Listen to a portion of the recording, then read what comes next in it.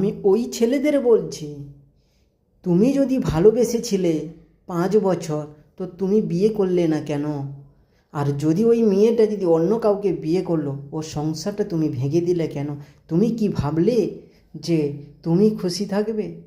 ভালো যখন বেসেছিলে, বিয়ে করতে পারলে না, তখন তুমি সাইড হয়ে যেতে পারতে। অন্য কোনো একটা ছেলের জীবন তুমি কেন নষ্ট করে দিলে?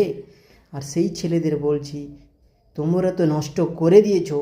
যাদের জীবনগুলো নষ্ট করছো, যে ছেলেগুলো, তারা তো কোনো কসুর ছিল না, তাদের তো কোনো দোষ ছিল না, কিন্তু তোমরা এই যে ভুলগুলো করে যাচ্ছ, তোমাদের বলছি তোমরাও কোনো দিন সুখে থাকবে না।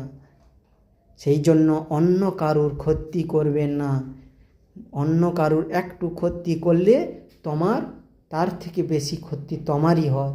সেই জন্য কোনো দিন মেয়েদের ভরসা করবে না যে তোমায় 5 বছর বিয়ে করলো, 5 বছর পরে অন্য কোনো ছেলেকে বিয়ে করছে, আর তোমায় বলে দিল যে আমি শুদ্ধ, গঙ্গা জলের মতন পবিত্র, আর তুমি সেই কথায় বিশ্বাস করে একটা অন্য কোনো ছেলের ঘর সংসার তুমি বরবাদ করে দিলে।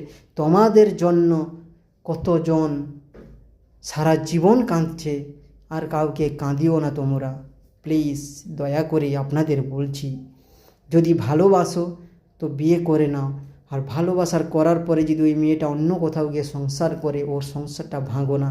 কারণ তোমাদের দুলোকের সোয়াদের জন্য অন্য কারুকে বরবাদ করে না।